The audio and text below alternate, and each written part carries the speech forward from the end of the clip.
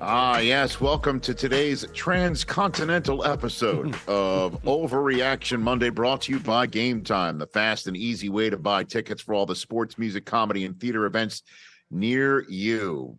Guess what? You can get $20 off your first purchase when you download the Game Time app, create an account, and use the code Overreaction. I am Rich Eisen, sitting here in Germany. Chris Brockman is sitting in the Germany of Southern California. What's up, That's Rich? El Segundo. How are you? What's going on, brother? Doing What's great, going on? man. Doing great. Recovering from yesterday's games. How are you recovering from that awesome game?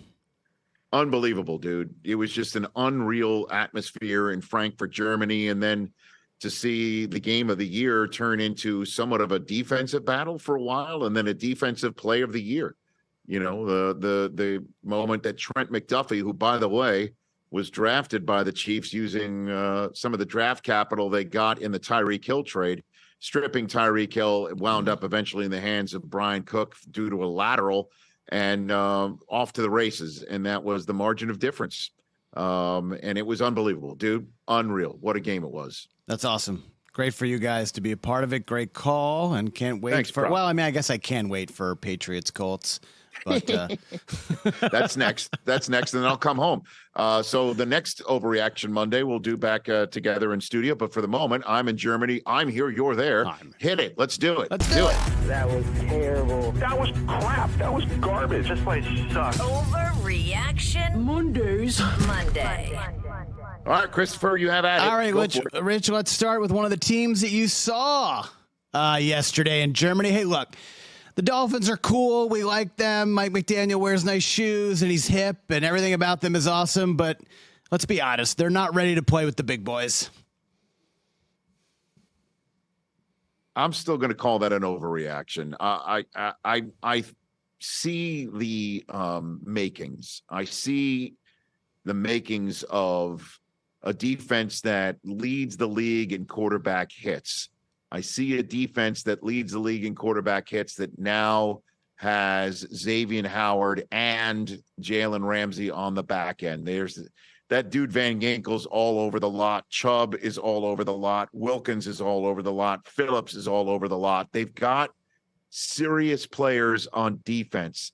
It's the offense, believe it or not, that when you take away Tua's first read, it causes a little bit of a beat to be had.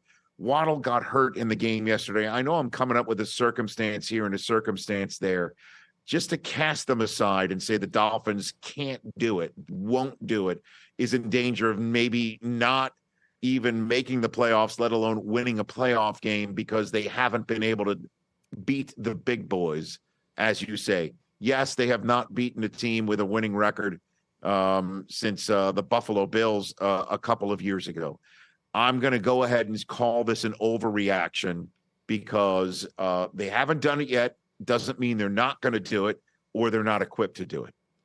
I mean, they've beaten the three worst teams in the NFL. Congratulations. I understand. And they've destroyed them, you know. So look, like I said, you can only beat the teams in front of you, and the teams in front of them that have winning records, they haven't beaten, and they know that's what the narrative is going to be. I'm just not going to sit here and say they can't or won't based on. Do you still think they're going to win the AFC East? I think the Jets, as of this conversation, you and I are talking before the Monday night game. If the Jets win this one, they're only a half a game behind the Dolphins in the win column. Right. And they would leapfrog over the Bills in the AFC East with, you know, that Black Friday game looming. The first of two times that they play Miami. So I still think they're the team to beat in this division, is what I'll say right now. All right, let's move on to the other big game from Sunday, Cowboys, Eagles. Let's look at Dallas. Look, Dak's a great guy. He played great for 98% of the game, but the Cowboys are never going to get over the big game hump with Dak at quarterback. Come on. Name a big game that they weren't supposed to win that Dak led them to victory. You can't do it because there isn't one. I'm just never going to go here in this direction. I'm never going to sit here and say he never can. I can't do it. I won't do it. He played his ass off, man. Until he played didn't his at the ass end. off. Like until he took let's that get the sack play at the off. end. Let's not take a I sack. know. Like, what are we doing? Maybe throw the ball I into the know. end zone so you don't have to worry about a review. Well, dude, that was CeeDee Lamb cut his route up before. How about in the play of the game? Don't throw line. it to the fourth option. Like, what are we doing? That's another one. No, I'm not saying he was mistake free. I'm not saying he was perfect. I'm just saying I'm never going to say Dak can't, because you see the skill set. You see the ability. I see him always lose the big game. That's what I see. I know what you're saying. I think the Dallas Cowboys win the second game with the Philadelphia Eagles and go on a nice little run here. If you take a look at their schedule over the next few weeks, they have some winnable football games. They're going to sweep the Giants. I don't know who the Giants are going to start against the Cowboys. That's going to be an absolute bloodbath. Mm-hmm. They've got the Carolina Panthers. And meanwhile, the Eagles go on a bye week and have to play the Chiefs and the 49ers before the Dallas Cowboys face them again after they take on Washington and Seattle in between. That Washington game is a Thanksgiving game, and then the game against Seattle is going to be a stout one. But you could see on this list here, the last few games, the Philadelphia, Buffalo, Miami, Detroit run is going to be the Cowboys gauntlet, and it's entirely possible that they have better footing in the NFC East, if not maybe have the same record as the Eagles when they face each other again. So I'm not going to say anything other than this is an overreaction and ask you to move on. What else you got? Let's go to the team that beat them, the Philadelphia Eagles. The NFC is the Eagles' conference to lose. I think that's true. I think so. They just can't just play a clean slate game, right? They can't just curb stomp somebody. They can't just come out and do it. But that brotherly shove play, man, unstoppable. It is, and Sirianni said it perfectly a couple of weeks ago. It's 1st and 9 when they get the ball. It is. I mean, they haven't had it stopped on them in their own territory all season long yet. When they get it down to the 2-3 yard line, it's a wrap. I mean, they have zero red zone problems when they get close, as opposed to other teams who, Dak couldn't, quarterback sneak it. All these other teams, I proffer to say everyone's going to have this in their back pocket next season. I don't think you're going to practice it up right now in the middle of a season. But the Eagles defense concerns me a little bit. They bent a lot, and it looked like they were about to be broken until Brandon Graham busted through for some big sacks towards the end of the game. I'm concerned about their health on defense, but it's still their division, their conference to lose. Right now, they have 8 wins. Yep. They're going on a bye. I'm obviously concerned about Jalen Hurts' knee. When he said he wasn't going to lie, this is a perfectly timed bye for him. That's all he would say about his knee. Like he was limping a little bit on the sideline. Right? Yeah. I mean, so don't you think this is their conference to lose? You're not just saying that just to bait me here. No, I'm not just saying that. I do agree with that. I think it's not an overreaction. I think they're clearly the front runners in the NFC right now, and I would be shocked if they're not the 1 seed, and I'd be shocked if they don't go to the Super Bowl, to be honest. Hey, the Lions are coming off their bye this week. I think they're going to get Montgomery back. I think that they haven't really played a perfect game in their own right just yet. Yeah. The 49ers are coming off their bye. They got Chase Young now on their defense. There's still miles to go here, but I would agree with you right now. This is the Eagles' conference to lose. Yeah, essentially at the halfway point. Okay, Rich, we talked about it on the big show when you joined us from Germany. It's the #1 talking point in New England. Belichick was asked about it today, if he's coaching for his job in Germany next week. Bill Belichick won't make it the season, though, as Patriots head coach. That's if you look at the schedule, I don't know where the wins are coming from. They might get blasted by Gardner Minshew and really company next week. I don't know, man. The clip going around of Bob and Jonathan Kraft talking, and Jonathan lip readers are saying, look, we're just not good enough. And that kind of falls on Bill. He picked the groceries. That may be true, but do you really think that this long-standing, successful relationship will be ended mid-season? Do you really think they would do that? that they would just say it's too bad. Like, we can't even let Bill finish the season. Really? And I see the games that are on the schedule here. There are some games where I mean, that game at Pittsburgh on a Thursday night, take the under right now. Yeah, game against absolutely. Kansas City is going to be particularly ugly. I think the game Buffalo against game, the Giants, that Thanksgiving weekend, that might literally be for the number 1 pick or the second pick in the draft.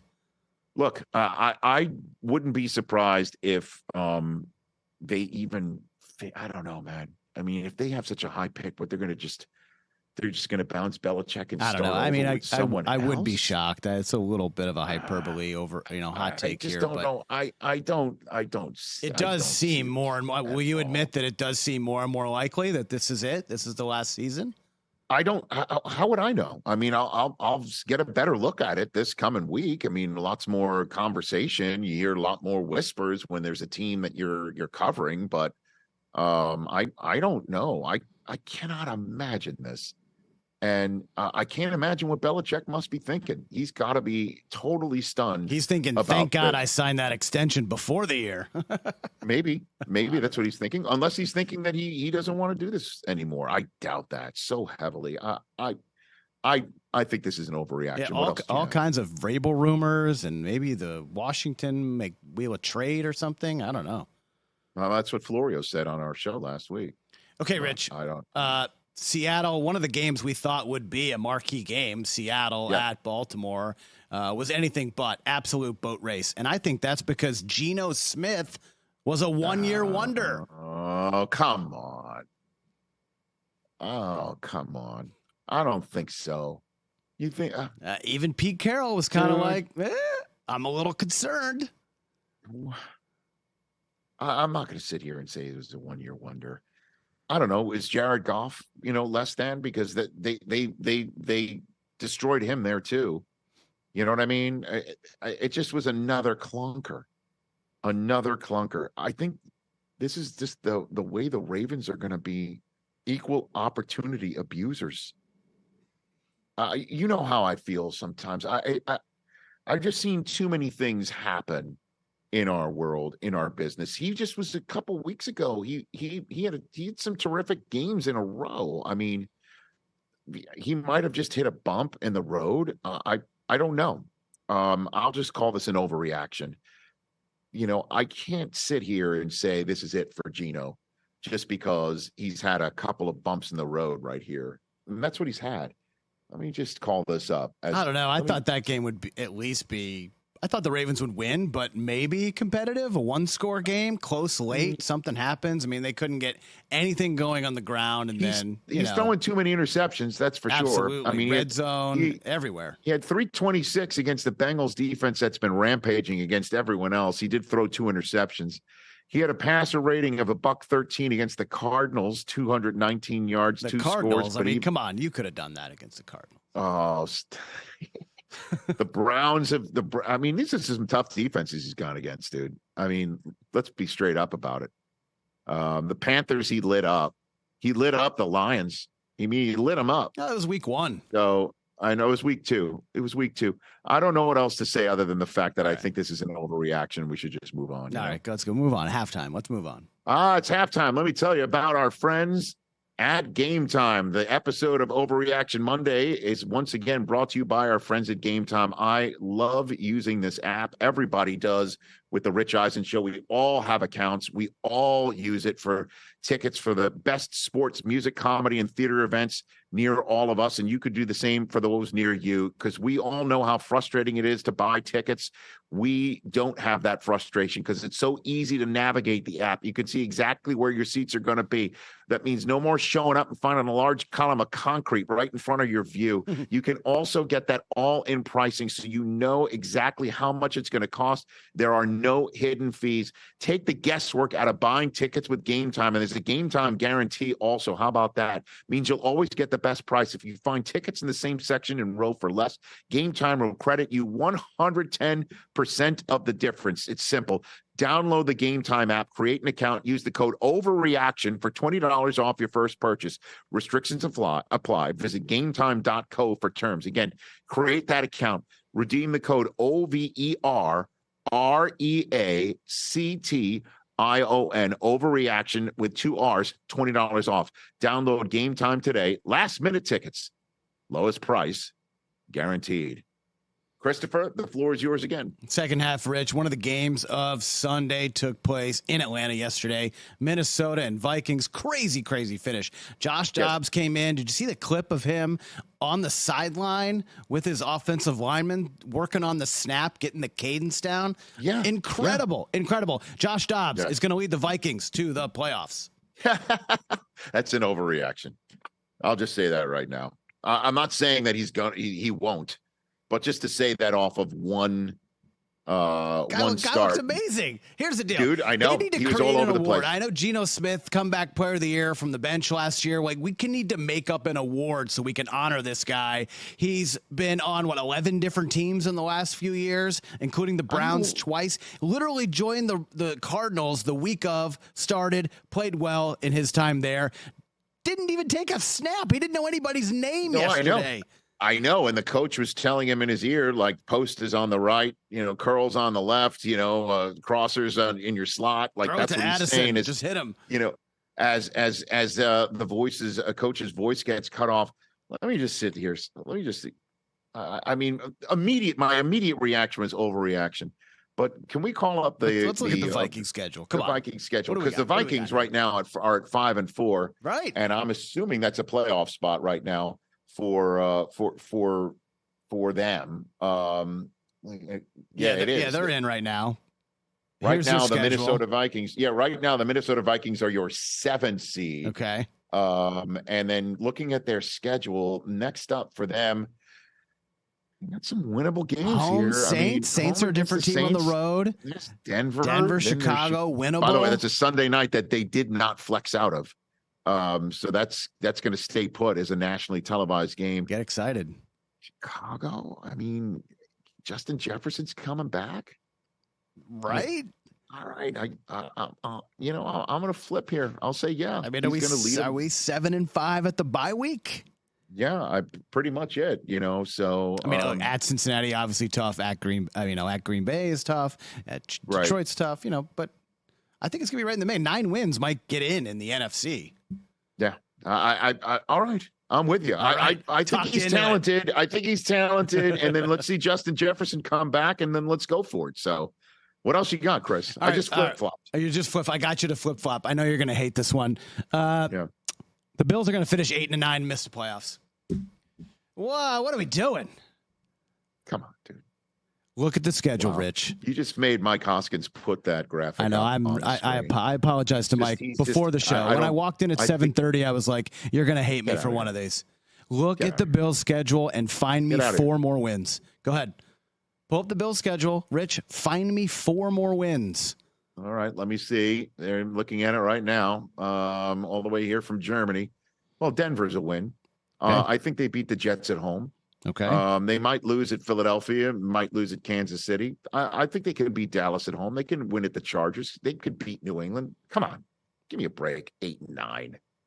Josh Allen leads the NFL in interceptions. It seems he always has 1 or 2 of these terrible throws per game. He's also a little banged up. Where is Gabe Davis? Is he on a milk carton today? Like, where is that? They're going 3-5 the rest of the way. I do. That's what you're saying. I do. They do not look like a playoff team. If you watch them play right now, that is not a team that you have confidence in heading into the second half of the year. I agree that there's a lack of confidence. If I'm not mistaken, my prediction of Overreaction Monday, what we would be overreacting to today, based on last week's, I said, if a matter of fact, that the Bills are toast. That was what I said, was what would be the overreaction. Well done, Rich. Here we are. We are. Finally got one right. And they're not toast. They are not toast. They still have a great quarterback. Their defense, again, is really toast. Yeah. Banged up. That was the case. You could say, if you're right, you can point to the London loss where they lost Matt Milano and Daquan Jones. And that was I believe 1 week after losing Trey White. So that's the 2-week stretch that would cost them the season, based on the fact that their defense couldn't stop others. But they, I know Burrow, did his thing because he's on fire right now. That was a winnable game for the Bills. They just are not crisp enough. They are not playing perfect football in a way that they need to. I'm not saying they're going 8-9. This is an overreaction, and I predicted it last week. Booyah. I don't know, Rich. McDermott hot seat? I'm just saying. Oh, jeez, come on. All right, let's go to the other side of that game last night. Cincinnati, they look great. They are on fire. Healthy Joe Burrow is the best quarterback in the NFL. Oh, you could say that. I absolutely think so right now. Healthy Joe Burrow is, I mean, who's playing better than him right now? Let's think about it. I don't know. But honestly, CJ Stroud. CJ Stroud, but dude, CJ Stroud just didn't have a terrific game at Carolina. He had a superb game, a game for the ages. So he is playing terrific football. I think my buddy who I just called the game with here in Germany, Dan Orlovsky, on the way home was looking at the film, and he said that CJ Stroud put himself in the MVP conversation based on that performance. Now that is worthy of this podcast. That's too hot for this podcast. Okay, so but who is playing as red hot right now, where he's lighting people up and he's taking hits but still making throws? He takes a licking, he keeps on ticking. He has 3 terrific receivers at his disposal, great running game, and great defense that keeps putting him back out on the field. I don't think this is an overreaction right now. Lamar's playing very, very well. We have to talk about that. He is playing some terrific quarterback as well, but he's not lighting it up in the same way. They have different offense anyway. Right. Jalen Hurts is Mahomes. You got to talk about it. Mahomes has had both those guys. Yeah. I think Burrow is playing the best quarterback in the NFL right now. Yeah, I would agree with that. What else? All right, Rich, you mentioned, I mentioned CJ Stroud. You mentioned what he did in Carolina. How about this one? Bryce Young going number 1 over Stroud is going to go down like Greg Oden and Kevin Durant. The Panthers are going to regret that pick for the rest of their careers. Okay. All right. That's an overreaction. Seriously. Come on, man. Already. It's 8 games. I almost did Bowie and Jordan, but I was like, you know what? I'm going to do Oden and Durant. It's 8 games. CJ Stroud, Hall of Fame. My Ohio State buddies are texting me saying, CJ Stroud, see, this is what happens when the other team doesn't have his plays. That's good. I wish I had thought that one. Oh, boy. And I'm like, you know what? Congratulations on having an Ohio State quarterback that's performing above expectation rather than he makes on the up best for end all the other crappy Ohio State quarterbacks in the NFL. Well, for 8 games in, let's see what he can do. But he is playing particularly well. He's playing terrifically. He's playing better than particularly well. And without a doubt is offensive rookie of the year, and without question turned out to be the most NFL pro ready quarterback in the draft. And obviously, as it is right now, looks to be a complete mistake. But come on, man. Look, Tua, it took 3 years until he finally found his footing and is playing better and is considered a better NFL quarterback right now with a better chance to win his division and make a playoff appearance and win a playoff game this year than Justin Herbert. And if you'd said that 2 years ago, you'd be like, get out of here. He's finished. And Herbert is, headed to the Hall of Fame. Let's just pump the brakes a little bit here and just say Oden and Durant, it made me laugh. And that's a good overreaction. Well done, Chris. All right, Rich. Caught me off guard. I got you. All right, last one. You called it during the show earlier, and I kind of laughed because I was doing it here. Caleb Williams should sit out the rest of the season and prep for the NFL draft. That right there is 100% spot on. I know that would cause a furor, and I know that would cause much consternation, but 3 losses, he's already got a Heisman in the case. He's going to be voting on the Heisman for the rest of his life. He's got nothing but road in front of him. He will absolutely still be the first overall pick in this draft. I'm I'm convinced of it. I think all the crap and garbage that's been spewed in his direction because he hopped up in the stands and was crying on his mother's shoulder is garbage too. I think he is 100% a face of a franchise in the NFL, 100% a guy with the skill set of Mahomes, and 100% should make sure he is 100% fully healthy for the combine. I know this sounds like a hot take, and that here it is with a bunch of games left, including a game against UCLA. Come on, man. I saw the way UCLA blew up Shador Sanders with my own two eyes. What are you going to do? Like, go out there and say, okay, I won one for the Trojans before going out the door? No way. They're out of the top 25 right now. Yeah. First time Lincoln Riley's been out of the top 25 since taking, and I know it sounds like he's quitting on his teammates. But and think about the pre-draft process, all the questions he's going to have to answer from all these evaluators and scouts. Whatever. Well, why'd you quit on your team? Great. Come on. Then pass on him. Pass on him. Go ahead. Exactly. You're Be the team that passes on Caleb Williams. Go ahead. Pass on him. I dare pass you. On him. You remember McCaffrey skipped his bowl game? Yeah, and exactly. everyone was like, Yeah, well, you know, well. what does that mean? What does that mean? There's an I and there's two I's in Christian, huh? Stupid. And look at him now. Get out. Is anybody talking about that right now? They are not. Nope. You know what they're talking about? Somebody like Jalen Smith. That's what they're talking about. Like, you can't run that risk, man. You cannot run the risk. So I'm with you. I bet you thought I would say this is an overreaction, right? I kind of. Am I surprising you? Am I surprising you? I kind of thought you might lean overreaction there, but look, I'm glad we're on the same page here because it's exactly what it's kind of what we talked about a few years ago. Remember Leonard Fournette? The guy should have never played his junior year. But it is a total, complete, different ball of wax in college football now. Name, image, and likeness. You're setting yourself up for your next career. If you can do it and show that you're on a championship team and you have reason to play for a playing season, for a conference championship, a national championship, for even Heisman Trophy. I know this sounds terrible to say, but if you are in the rarefied air of Caleb Williams, honestly, I would say right now, I'm done playing. Thank you. And you know, I understand that sounds terrible that you can't go out saying that you just want to cuddle with your dog and watch your shows, which, by the way, sounds just like my children. Same. I would love to do that. You know, but I'm agreeing with you right here.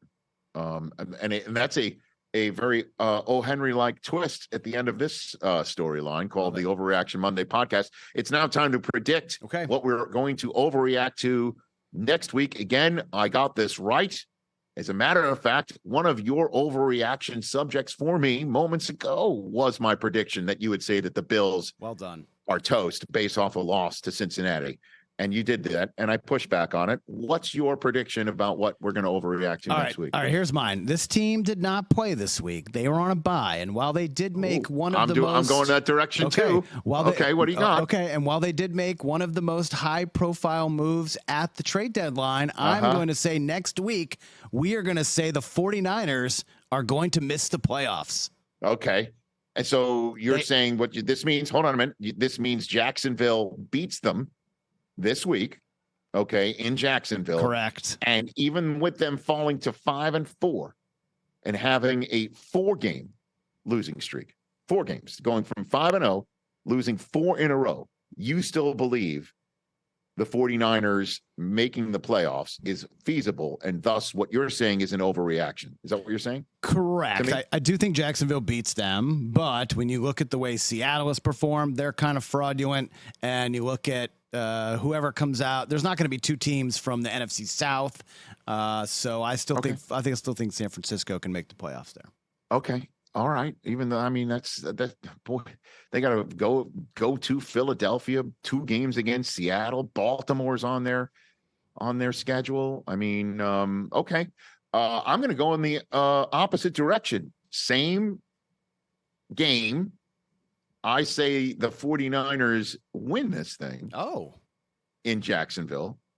And I say the overreaction will be the Jaguars being placed in the same spot as the Dolphins in the category of, but who have they really beaten? Because you're going to see They swept Indianapolis. Okay. Yep. They even lost to Houston. Right. Right. They beat Atlanta under 500. The Bills win isn't as impressive anymore, right? With the way that the Bills are playing. You've got New Orleans. And then, the win over Pittsburgh, which is no, easy place to play, right? And New Orleans is not an easy place to play, certainly on a short week like they did. And Pittsburgh is very tough to win there, certainly with your quarterback a little bit nicked up. I still think this is impressive. I think they might, lose to San Francisco, and people will start going, well, but really, who have they beaten? They lost to Kansas City. They lost to Houston. And everyone else isn't really lighting up many scoreboards, let alone standings. So that's my prediction of what we're going to overreact to. I like that one. Week. I like that one. All right, brother. I'm now going to get a late dinner here in Germany. All right. And you go on with the rest of your day. Enjoy Monday Night Football. You're not watching, right? It's 2:15 a.m. kick. 2:15 a.m. kick here in Germany between the Jets and the Chargers. But I'll be on our show Tuesday to react to it for sure. Absolutely. Also on Tuesday is the latest episode of What the Football with Susie Schuster and Amy Trask. Marshall Falk, 2-8, is going to be their Hall of Fame guest this week to react to everything. Good job, Chris. Right, you be pal. well. You be well. That'll wrap it up for Germany. this edition of Overreaction. Thank you. Overreaction Monday, the podcast. I will be back in the States for next week's pod in person. But for Chris Brockman, I am saying auf Wiedersehen to the Overreaction Monday pod for this week. Catch the Rich Eisen Show every single day on the Roku channel, 12 to 3 Eastern, for free.